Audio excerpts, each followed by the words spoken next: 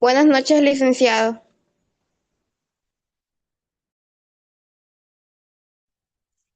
Buenas noches.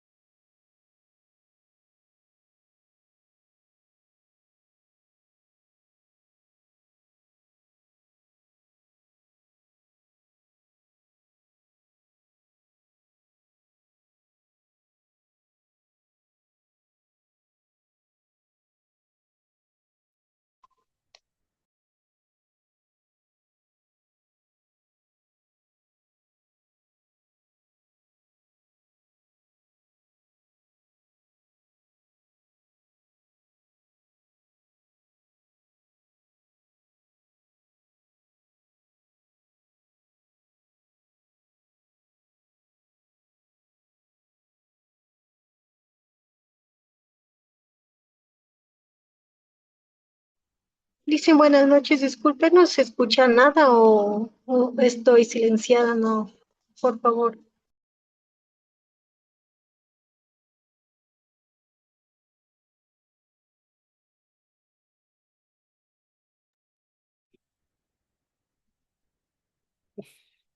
Sí, sí, sí, ya, ahí me pueden escuchar. Ay, Sí, sí, le gracias. escucho.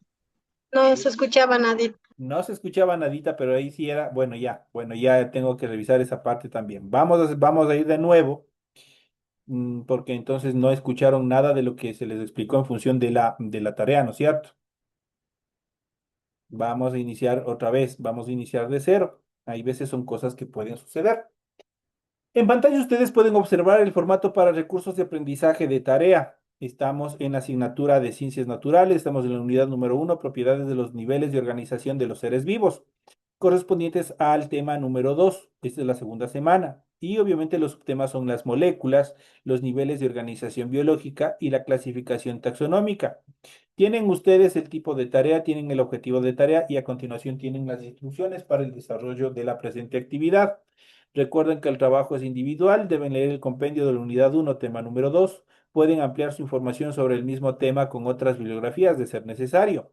¿Qué es lo que tienen que hacer como tarea? Ya saben ustedes que solo esta parte que se encuentra marcada de amarillo, ese es el tema de tarea o las preguntas de la tarea que ustedes tienen que resolver.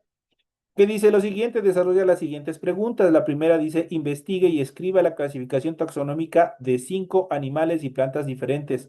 Deben usar las normas fijadas por Linne. Justamente estas normas nosotros ya vamos a ir analizando en el transcurso de esta hora. La siguiente dice, busque algunos datos interesantes sobre los 5 reinos estudiados. La siguiente dice, responda a las siguientes preguntas. La primera dice, ¿cuál es la estructura del reino monera? Tiene que ir explicando cuál es la estructura. Enumere los reinos de la naturaleza con un ejemplo. Son 5 reinos de la naturaleza, tiene que haber 5 reinos. Perdón, 5 ejemplos. La siguiente dice, enumere los niveles de organización biológica. Igual tienen que ir describiendo cuáles son los niveles de organización biológica. Esos son los contenidos que ustedes tienen que hacer en función de la tarea. Recuerden que el trabajo es de forma escrita, clara y ordenada. Deben utilizar combinaciones de colores, líneas, símbolos e imágenes para ilustrar el contenido. Tareas que sean realizadas parcial o totalmente con inteligencia artificial, ya saben, tienen una penalización de 0 puntos y obviamente no pueden repetir la tarea. La rotulación de la hoja es obligatorio. Eso tienen que hacer obligatorio en la parte superior de la hojita, ya sea de su cuaderno o ya sea de las hojas de papel ministro, donde sean, ustedes tienen que hacer esta estructura.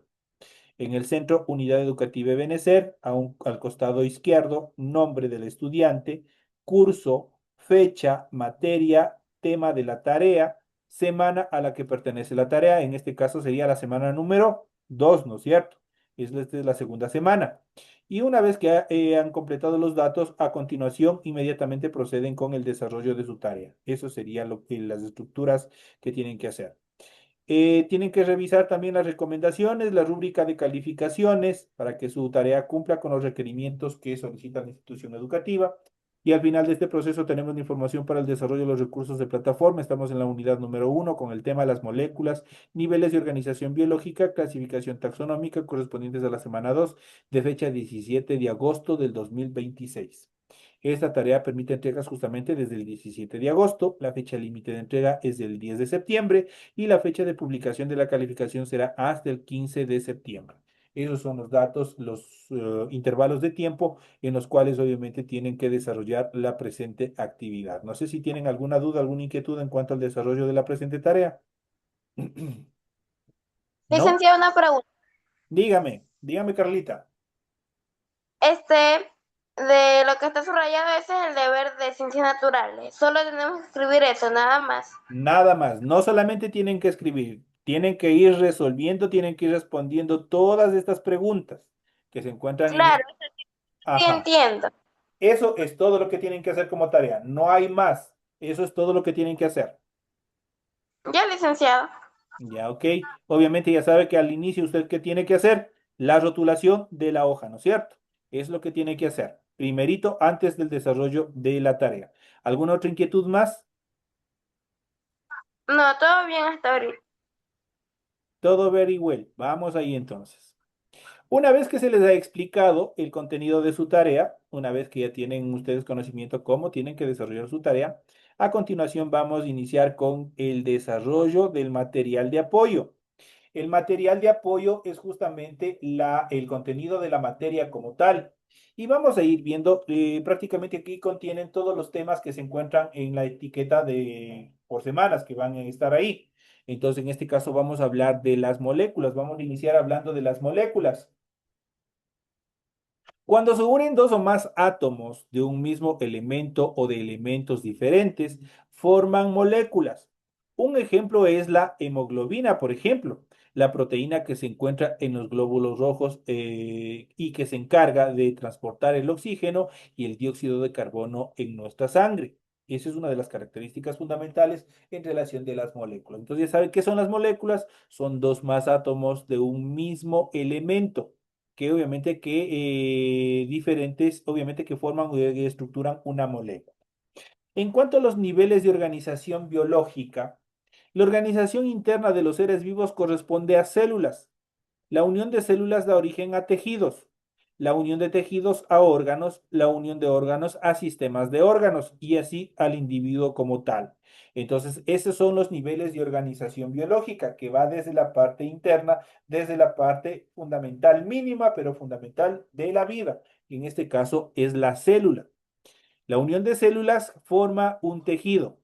La unión de tejidos forma órganos. Los órganos forman sistemas de órganos y el sistema de órganos al individuo. Los individuos, las poblaciones, las comunidades, los ecosistemas y la biosfera son niveles exclusivos solo de los seres vivos.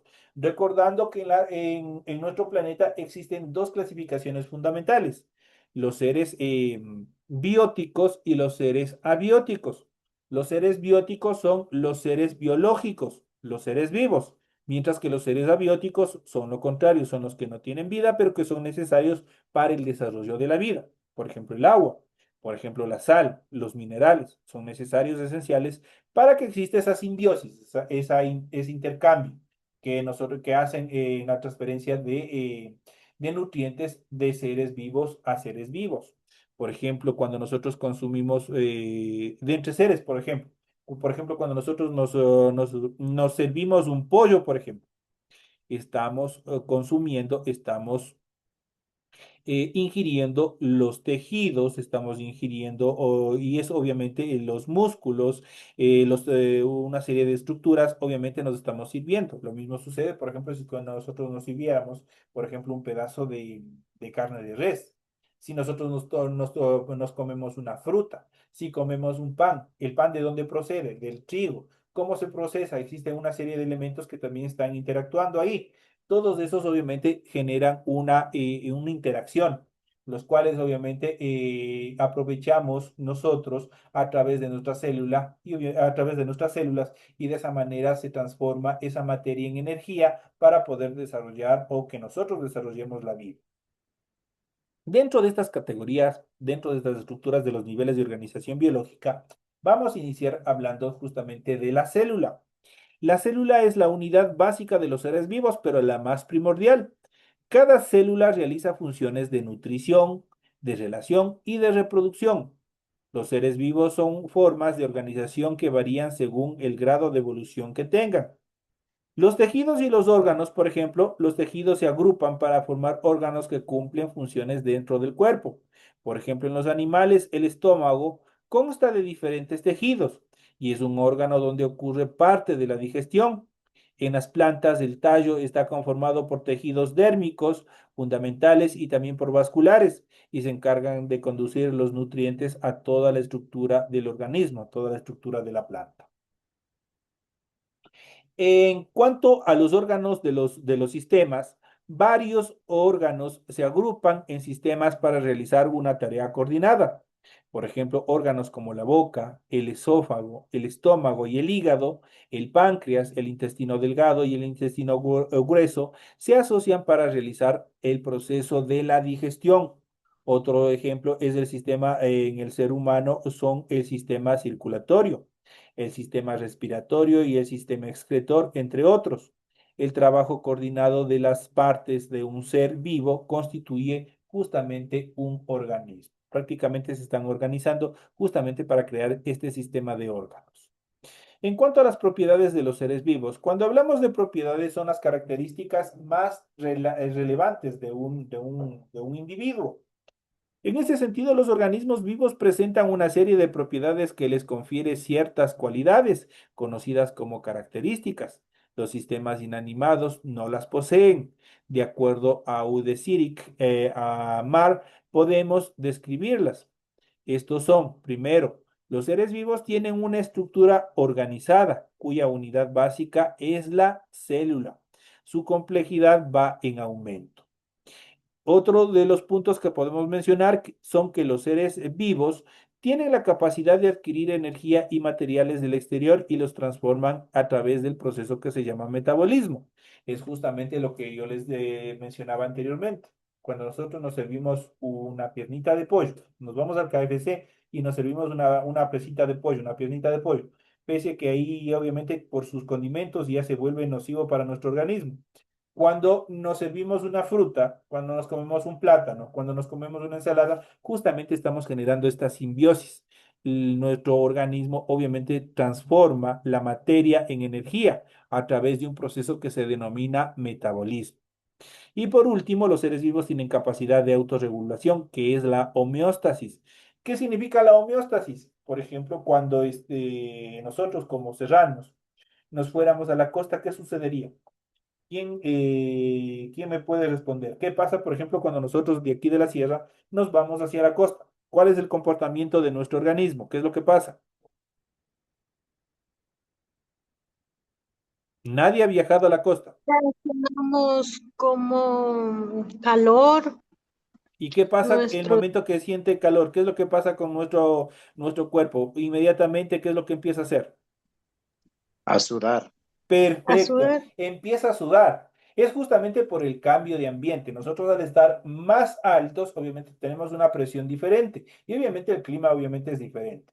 Cuando bajamos a la costa, nosotros empezamos a respirar mucho mejor, pero también obviamente por el efecto del calor, nuestros poros en la piel, en nuestra dermis, empiezan a abrirse y empiezan a generar sudor. Pero ese sudor no es porque ustedes han estado trotando, porque ustedes han estado haciendo algún tipo de ejercicio, sino empieza de gana. ¿Por qué razón? Nuestro cuerpo, a través de este proceso que se denomina homeostasis, empieza a regular. Nuestros órganos empiezan a calentarse excesivamente. El sudor que hace que nuestro cuerpo empiece a controlar esa temperatura y empiece a enfriarse a través de este proceso de autorregulación que se denomina homeostasis. Los seres vivos tienen capacidad de crecer y desarrollarse siguiendo un programa genético. A ese ser pues, se le considera o se le conoce dentro de la evolución biológica como crecimiento. El crecimiento no es otra cosa que el aumento de células. Vamos aumentando de células hasta una determinada edad y obviamente nos permite crecer, desarrollarnos y hacer todo nuestro proceso. Ese es el proceso de crecimiento. Los seres vivos tienen capacidad de responder a estímulos del medio ambiente, por ejemplo, la irritabilidad. Por ejemplo, cuando ustedes tascan un pedazo de ají, ¿qué es lo que sucede? Se van, por ejemplo, a comer un hornado y no se fijan que por ahí está una rodaja de ají, se metieron a la boca y tascaron. ¿Qué pasó con su organismo? ¿Qué pasó? Me enchilé. Exacto, empieza a picarse, ¿no es cierto? Su cuerpo empieza a generar una quemazón fuera de lo normal. Ese es el proceso de irritabilidad. Pero no se queda solo ahí. ¿Qué es lo que sucede con, por ejemplo, en el caso de nuestra boca, de nuestra lengua, de las papilas que están en nuestra boca? Empiezan a segregar más saliva de lo normal. Lo mismo sucede, por ejemplo, cuando chupamos un limón o cuando una persona ve que otra persona chupa un limón sin necesidad que obviamente la persona esté chupando el limón, empieza a generar nueva saliva en abundancia. Ese es un proceso justamente de irritabilidad. ¿Qué es lo que hace el proceso de estímulos de irritabilidad? Obviamente genera, obviamente, determinadas reacciones para que su cuerpo, obviamente, se prepare a un cambio brusco, que puede ser tanto interno como también puede ser externo. Los seres vivos se reproducen utilizando una huella molecular, que es el ADN, ¿Qué es el ADN? Es el ácido desoxirribonucleico. Eso obviamente está presente en la parte central, es la parte medular de nuestras células. Por eso, cuando, por ejemplo, cuando existen en los procesos jurídicos, la falta de paternidad y obviamente las mujercitas sobre todo, para que reconozcan a sus hijos, presentan justamente en un proceso jurídico, es justamente el análisis de la célula. ¿Qué es lo que hacen? Toman la célula, puede ser un pedazo de tejido, un pelo, puede ser un pedazo de un cabello, tanto del padre como del hijo, y lo van analizando en el laboratorio y se van justamente a este punto, se van a la parte central de de la célula, que es el ADN. El ADN es una cadena en forma de escalera, tiene una característica como de escalera donde está toda la información genética y obviamente, si coinciden del uno del otro, significa que efectivamente es el padre. Los seres vivos tomados como un todo, tienen capacidad de adaptarse y también de evolucionar. Si nosotros no nos adaptamos, si nosotros no evolucionamos, vamos a tender a desaparecer como especie, así como sucedió con la evolución de las especies. El Homo sapiens, el Homo erectus, hasta nuestros días, si no nos hubiésemos evolucionado para poder adaptarnos a los cambios de ambiente, tanto internos como externos, obviamente nosotros nos hubiésemos extinguido. Es importante el proceso de adaptación. Vuelvo y repito, el mismo caso de una persona costeña, me voy a la costa, perdón, de una persona serrana, me voy a a la costa. ¿Qué es lo que tengo que hacer? Tengo que adaptarme al entorno social, tengo que adaptarme a la temperatura, tengo que adaptarme a los alimentos para poder sobrevivir. De lo contrario, voy a perecer. Nosotros tenemos que evolucionarnos. Eso obviamente es innato, nosotros no sentimos, pero nosotros estamos evolucionando. Nuestros abuelos obviamente tienen su propia forma. Sus hijos, que de determinado caso pueden ser también nuestros padres, ya no se parecen a las estructuras de sus padres, de nuestros abuelos. Nosotros ya no nos parecemos a nuestros padres. Internamente hemos ido evolucionando para seguir adaptándonos a los cambios que se dan en nuestro ambiente. Externamente o en determinadas características nosotros somos similares a nuestra familia, pero internamente, genéticamente, dentro del ADN, dentro de la célula, nosotros ya no somos iguales. Nosotros hemos ido evolucionando y nos hacemos diferentes cada vez más. Y mientras más nos seguimos alejando en cuanto a la parte genética de reproducción, a la línea, al árbol genético, dicho de otra manera, obviamente nosotros nos vamos haciendo más distintos.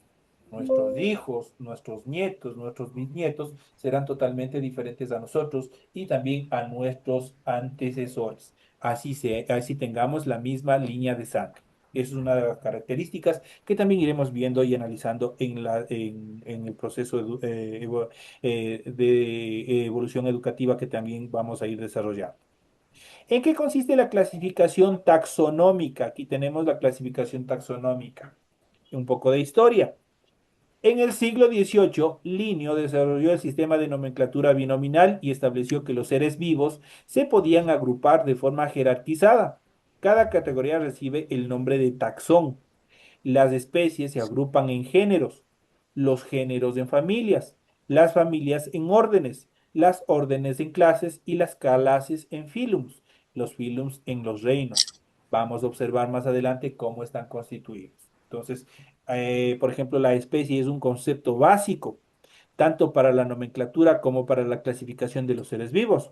Una especie es un grupo de individuos que se reproducen entre sí, originando seres fértiles y similares a sus progenitores. Por ejemplo, aquí haciendo un alto, por ejemplo, en cuanto a la manipulación genética, especialmente en los caballos, les hacen una cruza entre el burro y entre el caballo, ¿no es cierto? Les hacen un cruce. ¿Qué es lo que originan ahí? ¿Quién sabe? ¿Qué originan ahí de ese Una cruce? mula, Una una mula. mula. Exacto, una mula. La mula por sus características es mucho más fuerte, mucho más resistente, tiene mejores características, pero es un ser infértil porque es un híbrido. No puede generar descendencias. Es una de las características en cuanto a este tipo de cruces. ¿Qué pasa si se une una yegua y un caballo? Ellos iban a generar un nuevo ser similar a ellos y con capacidades, obviamente, de reproducción. Esas son las características fundamentales en función de las especies. La especie es un concepto básico tanto para la nomenclatura como la clasificación de los seres vivos. Una especie es un grupo de individuos que se reproducen entre sí, pero con la condición de originar otros seres vivos fértiles y similares a sus progenitores. El nombre de una especie se compone siempre de dos palabras. En lengua latina es un sistema de nomenclatura binominal. La primera palabra es el nombre del género o nombre genético. Corresponde a diversas especies con características similares. La primera letra del nombre genérico se escribe siempre en letra o con la letra mayúscula. La segunda palabra es la que ha asignado a una especie dentro de un género. Es el epíteto específico. La primera letra siempre se escribe en minúscula. La nomenclatura binominal permite generar los nombres científicos. Los nombres científicos de los seres vivos se escriben siempre en letras cursivas o bien subrayadas. En el ejemplo que vamos a ver, justamente vamos a ver a continuación, justamente las características en relación al perro y también al lobo. Ambos pertenecen a la familia Canis, pero se diferencian por sus características. El lobo corresponde al género Canis lupus, mientras que el perro obviamente se caracteriza o se divide en la familia de Canis familiaris. Y vamos a ver justamente a continuación cómo se describen cada uno de ellos. A continuación se describen algunas de las características que permiten diferenciar a los 5 reinos de la naturaleza. Estos son los 5 reinos que están determinando y que están poblando todo nuestro planeta. Tenemos aquí en este cuadro, tenemos el reino, tenemos las células, el tipo de nutrición, el tipo de organización y también si contienen o no pared celular. Los reinos de la naturaleza son el reino Monera, el reino Protoctista, el reino Fuji, el reino Plantae y el reino Animalia. Esos son los 5 reinos. Vamos a ver.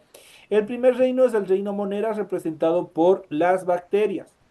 Su célula es una célula de tipo procariota. Su nutrición puede ser autótrofa o también puede ser heterótrofa. ¿Cuándo es autótrofa? En el caso, por ejemplo, de los vegetales, de todas las plantas, ellos son autótrofas. ¿Por qué? Porque ellos mismos sintetizan sus alimentos. Usted no le da a una planta una pierna de pollo. Usted no le da un pan, no le da. Ellos simplemente sintetizan sus propios alimentos. No obstante, los heterótrofos. Por ejemplo, nosotros, los seres humanos, somos heterótrofos. ¿Por qué razón?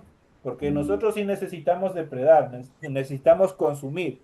Necesitamos consumir carne, necesitamos consumir legumbres, necesitamos consumir frutas para poder, obviamente, sobrevivir. Entonces, esa es la característica en función de que es autótrofo y que es heterótrofo. Ya saben, autótrofos, los que sintetizan su propio alimento. Los heterótrofos, los que necesitan consumir a otros seres vivos. El tipo de organización es unicelular. Las bacterias son unicelulares, ¿por qué? Porque están constituidas por una sola célula. El cuerpo que tiene vida, el cuerpo en general de ellos, de las bacterias, es una sola célula. Por eso se denomina unicelular. ¿Tienen pared celular? Sí, con una sustancia que se denomina mureína. En relación al reino protoctista, están representados por las algas rojas, las algas pardas, las diatomeas, las dinoflagelados y los protozoos. En relación al tipo de células, también en este caso es una célula eucariota. El tipo de nutrición es una nutrición autótrofa, pero también puede ser heterótrofa. En cuanto a la organización, pueden ser unicelulares o también pueden ser pluricelulares poco especializadas, eso quiere decir rudimentarias. En relación a la pared celular, presentan en ciertos grupos y de composiciones variables. El siguiente reino, el reino Fuji, está representado por los mos y por las setas. Su tipo de células es una célula eucariota. Su nutrición es 100% solo heterótrofa. Eso quiere decir que devoran otros seres para poder sobrevivir. Su organización es unicelular, pero también puede ser pluricelular poco especializada. No están totalmente evolucionadas. Poseen una pared celular con una estructura que se denomina quitina. El reino Plantae está representado por las plantas con flor y las plantas sin flor. Su célula es una célula eucariota. Su nutrición es autótrofa, 100% autótrofa. Los vegetales, las plantas son 100% autótrofas. Su organización es pluricelular, eso quiere decir que están compuestas por muchas células. Su pared celular contiene una estructura, una célula llamada celulosa, lo que le da rigidez, lo que le da dureza, para mantenerse erguido, presente especialmente en los árboles. Y por último, el reino Animalia está representado por los seres vertebrados e invertebrados, y ahí estamos clasificados nosotros, estamos ahí metidos nosotros. Su tipo de célula, su célula es un tipo de célula eucariota, su nutrición, nosotros sí somos heterótrofos, necesitamos devorar a otros seres para poder sobrevivir. Su organización es pluricelular, estamos compuestos por muchas células, todos los animales. Y la pared celular, en este caso, no contiene ninguna pared celular, por ende somos flexibles, nos podemos movilizar. En cambio, las plantas, por su característica de la pared celular que tiene celulosa, son rígidos y no tienen movimiento. Esto en cuanto a las características de los 5 reinos de la naturaleza. Vamos a ver a continuación un poco más y vamos a hablar la amplia variedad de los seres que existen en la biosfera reciben el nombre de biodiversidad y es valorada como un bien porque todas las especies participan del buen funcionamiento de las mismas. Así, por ejemplo, la existencia de una gran variedad de insectos es indispensable, por ejemplo, para la polinización. Si no, las plantas no pueden hacer el proceso de fecundación y a través de la polinización y tienden a desaparecer. Entonces, es fundamental los insectos para este proceso de polinización de las diferentes plantas. Si algo caracteriza la vida es la gran diversidad de forma que se presenta de esta gran diversidad, surgen dos necesidades fundamentales. La primera, utilizar nomenclaturas y uso internacional que permitan identificar con claridad a los seres vivos. Y la segunda, clasificarlos para facilitar su estudio, es decir, agruparlos según tengan características similares entre ellos y distintas de otros grupos. Justamente como lo que hemos analizado anterior de los reinos, ellos están clasificados de acuerdo a sus estructuras. A continuación presentamos la clasificación basada en los 5 reinos y órdenes según la escala evolutiva. Esta clasificación, aunque contiene aspectos que están todavía en discusión entre los científicos, es la que en su conjunto es la más aceptada por la mayor parte de la comunidad científica. Y hablamos principalmente del reino Monera. Se los conoce habitualmente como bacterias, organismos formados por células procariotas. Dentro de este reino existen especies de gran importancia para el ser humano en vista de que pueden ser patógenos, pero también pueden habitar nuestro cuerpo y crear una simbiosis en el ser humano. Cuando hablamos de este tipo de microorganismos que generan una simbiosis, por ejemplo, es nuestra flora intestinal. Nosotros tenemos microorganismos, tenemos bacterias en nuestro organismo que ayudan a la degradación de nuestros alimentos y obviamente nos beneficia en nuestra digestión. Por ejemplo, hablemos por ejemplo, en determinados yogures hay, por ejemplo, el Lactobacillus GG, justamente es una bacteria. Pero también hay organismos patógenos y cuando ustedes escuchen este término patógeno, significa que son agresivos y son peligrosos y pueden causarnos incluso la muerte. Entonces hay que tener mucho cuidado. Los protoctistas incluyen algas, protozoos y mohos mucilaginosos. Todos son eucariotas unicelulares o pluricelulares, aunque no llegan a formar tejidos. Son bastante poco evolucionados. El reino Fuji, conocido habitualmente como hongos, se diferencian del resto de los reinos en que sus células poseen paredes celulares compuestas por quitina. Existen hongos de gran importancia que producen, por ejemplo, el antibiótico penicilina obtenido del hongo Penicillium crigosegum. Entonces, prácticamente ese hongo es lo que nos ha permitido, obviamente, combatir determinadas enfermedades de carácter respiratoria, sobre todo. Entonces, es fundamental. El reino Plantae incluye a los organismos eucariotas fotosintéticos con cloroplastos y paredes celulares. Dentro de este reino podemos diferenciar 3 grandes grupos. Los briofitos, que son los musgos, los pteridofitos, que son los helechos, los espermatofitos, que son las gimnospermas y también las angiospermas. Y por último tenemos el reino Animalia, que se caracteriza por ser organismos eucariotas heterótrofos y pluricelulares. Se los clasifica en vertebrados e invertebrados. Vertebrados que poseen una columna vertebral e invertebrados que pueden carecer de esqueleto, pero lo fundamental, que no tienen una columna vertebral. Esas son las características fundamentales en cuanto a los temas que nosotros hemos tratado en el desarrollo de esta clase. Entonces queda totalmente explicado los temas en relación al contenido, al material de apoyo, y también queda explicado qué es lo que tienen que hacer como tarea para para el transcurso de esta unidad. Señores y señores, de esta manera llegamos a la parte final. Me despido de todos ustedes, no sin antes desearles que tengan una feliz noche y un feliz resto de semana. Nos estaremos viendo hasta la próxima semana en las siguientes clases. Que tengan una feliz noche de descanso. Buenas Gracias. noches. Gracias. Gracias, Luis Cristian.